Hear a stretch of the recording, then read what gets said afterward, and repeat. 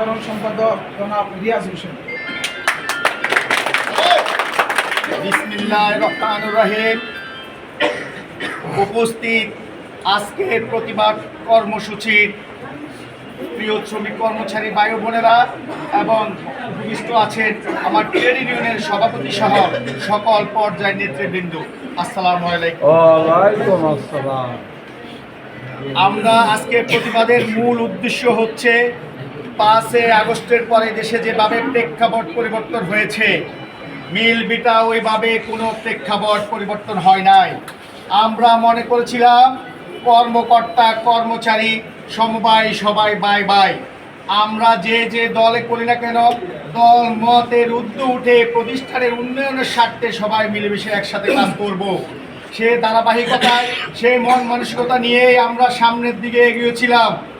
কিন্তু অত্যন্ত দুঃখ এবং পরিতাপের বিষয় এবং নিন্দনীয় বিষয় আমরা দেখতে পেলাম 5 আগস্টের পর থেকে কর্মকর্তা মহোদয়গণ শুধু তাদের ব্যক্তি স্বার্থ নিয়ে শুধু মাতামাতি করেন, প্রতিষ্ঠানের স্বার্থ এবং শ্রমিক কর্মচারীদের স্বার্থের বিষয়ে ওনাদের কোনো আগ্রহ নাই। বিগত দিনে আপনারা দেখেছেন আমাদের ঐক্যবদ্ধভাবে আমরা দলমত নির্বিশেষে শ্রমিক কর্মচারীদের পক্ষ থেকে আমাদের একটাই দাবি ছিল, আমরা সিটিপ্রাপ্ত শ্রমিক কর্মচারীদের চাকরি স্থায়ীকরণের বিষয়কে সর্বপ্রথম গুরুত্ব দিয়েছিলাম। যেহেতু আমরা স্থায়ী চাকরি করি, আমরা একটা অবস্থার মধ্যে আছি, আমাদের কর্মকর্তা মহোদয় একটা অবস্থার মধ্যে আছেন, কিন্তু যারা দীর্ঘদিন সিটিপ্রাপ্ত অবহেলিত লাঞ্ছিত আছেন, তারা দীর্ঘদিন কষ্টে আছেন, তাদের চাকরিগুলো হওয়ার পরে আমাদের একটা সিদ্ধান্ত ছিল কর্মকর্তা এবং কর্মচারীরা আমরা একসাথে প্রমোশন নিব। কিন্তু আমরা দেখতে পেলাম নিয়োগ ও পদোন্নতি কমিটি যখন ছিল ওনারা একাধিকবার মিটিং করেছেন, ওনাদের প্রমোশনের বিষয়ে ওনারা অনেকটা অগ্রগামী করেছেন। তারপরে নিয়োগ ও পদোন্নতি কমিটি বাতিল হয়, পরবর্তীতে সিদ্ধান্ত হয়েছে মিনিস্ট্রি থেকে কমিটি আসার পরে নিয়োগ ও পদোন্নতি কমিটি আসার পরে কর্মকর্তা এবং কর্মচারীদের মিটিং হবে। কিন্তু আমরা দেখলাম গত 5 তারিখ গত বৃহস্পতিবার অধিদপ্তর মন্ত্রণালয় থেকে কমিটি এসেছে। আপনারা একটা জিনিস লক্ষ্য করবেন, কমিটি আসার সাথে সাথে 1 ঘন্টার ভিতরে ফাইল উপস্থাপন হয়ে একটা অফিস আদেশ জারি করা হয়েছে কর্মকর্তাদের প্রমোশনের বিষয়। সে মিটিং হবে তাও মন্ত্রণালয় সচিবালয়, মিল বিটার কর্মকর্তাদের প্রমোশন। আমরা অতীতে দেখে এসেছি কর্মকর্তা কর্মচারীদের যে প্রমোশন হয়েছে সে মিটিং হয়েছে মিল বিটায়। আমরা এটা জানার পর ম্যানেজিং কমিটির ঊর্ধ্বতন কর্তৃপক্ষ মহোদয়ের সাথে আলোচনা করার পর উনি বলছেন এই বিষয়টা ওনারাও অবগত নন। যদি মিল বিটা ম্যানেজিং কমিটির ঊর্ধ্বতন কর্মকর্তা বা ম্যানেজিং কমিটির লোকজন অবগত না থাকেন, কার এত বড় আস্পর্ধায় ফাইলে সই করে অফিস আদেশ জারি করেছেন আমরা তাদেরকে দেখতে চাই।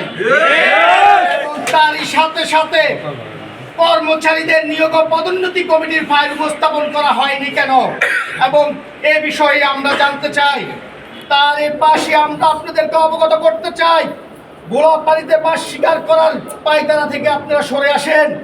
যারা এই ফাইলে স্বাক্ষর করেছেন এবং যারা এই চক্রান্তের সাথে লিপ্ত রয়েছেন তাদেরকে মিল বিটা কর্তৃপক্ষ এর প্রধান কার্যালয় থেকে অপসারণ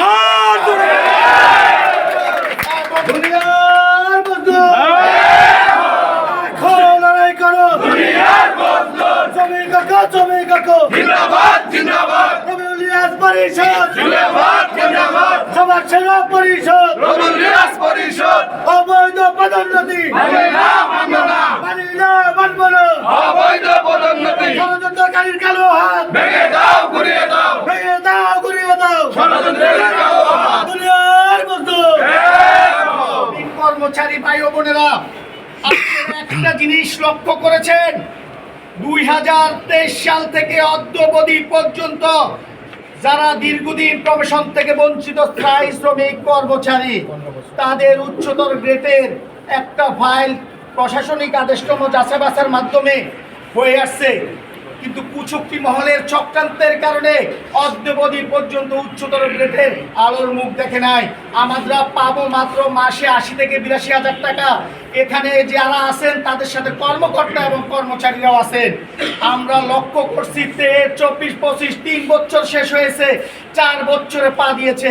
সামান্য উচ্চতর গ্রেডের বিষয় কেন এত তাল বাহানা? আমরা আগামী নির্বাচন হবে 12 তারিখে, 15 থেকে 20 তারিখের ভিতরে উচ্চতর গ্রেডের বিষয় ফয়সালা করতে হবে। না হয় আমরা আপনাদেরকে কঠিন হুঁশিয়ার করে দিচ্ছি, আপনারা এই ফয়সালা অতি দ্রুত করবেন এবং শিক্ষার্থ শ্রমিক কর্মচারীদের চাকরি দেওয়ার স্বার্থে অর্গানোগ্রামকে দ্রুত বাস্তবায়নের লক্ষ্যে আপনারা কাজ করবেন। 2020 সালে মানদত্তা আমলের একটা অর্গানোগ্রাম দিয়ে, পেট মোটা একটা অর্গানোগ্রাম দিয়ে আপনারা মিলবিটা পরিচালনা করতেছেন। কর্মকর্তা মহোদয়গণ, আপনারা আমাদের শত্রু নয়, আপনারা আমাদের সহযোদ্ধা, এই প্রতিষ্ঠানের কর্ণধার। আমরা আপনাদের অধীনস্থ শ্রমিক, আমরা আপনাদের ছোট ভাই এবং সহকর্মী। আমরা আপনাদের সহযোগিতা দিয়ে পরিকল্পনা মাফিক প্রতিষ্ঠানকে এগিয়ে নিয়ে যেতে চাই। কিন্তু আপনারা যদি এই প্রতিষ্ঠানের উন্নয়নকে বাধাগ্রস্ত করে নিজেদের স্বার্থকে বারবার অগ্রাধিকার দেন, তাহলে আমরা আপনাদের বিরুদ্ধে যেতে 1 সেকেন্ড দ্বিধা করব না। এবং তারই পাশাপাশি আরেকটা কথা বলতে চাই, আমরা 20% পাচ্ছি সরকারি নিয়ম অনুযায়ী, সরকারকে কর্মকর্তা প্রশাসন এবং এমসি সিদ্ধান্ত অনুযায়ী এবং অধিদপ্তর এবং মিনিস্ট্রির অনুযায়ী। আমরা ওই দিন এমসিতে পোশাকের টাকার বিষয়ে আবেদন করেছিলাম এবং সিটিপ্রাপ্ত স্থায়ী শ্রমিক কর্মচারীদের চাকরির অগ্রগমের বিষয়ে আলোচনা করেছিলাম এবং আমাদের মৃত্যুকালীন 25 থেকে 50,000 টাকার বিষয়ে আলোচনা করেছিলাম। আমরা সেখানে লক্ষ্য করেছি অতি উৎসাহিত সরকারি কিছু ডাইরেক্টর এবং সরকারি কর্মকর্তারা আমাদের শ্রমিক কর্মচারীদের কাজে সরাসরি বাধা দিয়েছেন। আমরা আপনাদেরকে হুঁশিয়ার করে দিতে চাই, আমাদের মিলবিটা কর্মকর্তা আপনারা সহকারে 166 জন, শ্রমিক কর্মচারী প্রায় 1700। আমরা শ্রমিক কর্মচারীদের ম্যান্ডেট দিয়ে নিয়ে এখানে নির্বাচিত হয়ে এসেছি। আপনাদের চক্কর আঙ্গারিকে আমরা কেয়ার করি না। আমরা আপনাদেরকে বলে দিতে চাই, শ্রমিক কর্মচারীদের কোনো দাবি দেওয়ার বিষয় যদি যৌক্তিক দাবি হয়, আপনারা সেটা বাস্তবায়নের লক্ষ্যে আমাদেরকে সহযোগিতা করবেন। আমাদের কর্মকর্তা মহোদয়কে যে 20% দেওয়া হচ্ছে, আমরা সেটার অনুমোদনের কাগজ দেখতে চাই। এবং যদি আপনারা সেটা দেখাতে না পারেন, তাহলে আমাদেরকে পোশাকের টাকা কেন আপনারা বলছেন প্রতিষ্ঠান লাভ হয় নাই? আমরা যখন বাগাবাড়ি সচিব মহোদয় এবং উপদেষ্টা মহোদয়ের সাথে মিটিংয়ে গিয়েছিলাম, তখন আপনারা বলেছেন 1,55,13,000 টাকা প্রতিষ্ঠান লাভ হয়েছে। জুলাই থেকে নভেম্বর পর্যন্ত আমাদের প্রতিষ্ঠানে জিএম থেকে শুরু করে সরকারি কর্মকর্তা এমডি মহোদয় থেকে শুরু করে ম্যানেজিং কমিটির কাছে আমরা জানতে চাই আপনারা কিভাবে লাভ দেখিয়েছেন। আপনারা ওই দিন যখন আমরা এমসিতে বসেছি, তখন আপনারা বলছেন প্রতিষ্ঠান লাভে নেই, প্রতিষ্ঠান লাভে নেই। যদি প্রতিষ্ঠান লাভে না থাকে, তাহলে আপনারা কেন লাভ দেখিয়েছেন? গোজামিল হিসাব দিয়ে শ্রমিক কর্মচারীদের মাথার উপরে লসের বোঝা চাপিয়ে, প্রতিষ্ঠানের গাড়ির উপরে লসের বোঝা চাপিয়ে আপনারা কিভাবে মাসে 50 লক্ষ টাকা 20% গ্রহণ করেন? কোন আইনের ভিত্তিতে করেন? আমরা সেটা জানতে চাই। এবং তারই পাশাপাশি আপনাদের 20% আমাদের কোনো আপত্তি নাই, কিন্তু সেটার আইনি ভিত্তি থাকতে হবে। আর প্রতিষ্ঠান যদি লস থাকে, তাহলে সেটা কর্তন করতে হবে। এবং তারই পাশাপাশি আমাদেরকেও পোশাকের টাকা, স্থায়ী শ্রমিক কর্মচারীদের চাকরি, কর্মচারীদের প্রমোশনের বিষয় অগ্রণী ভূমিকা পালনের মাধ্যমে দ্রুত এগুলা নিরসন করতে হবে।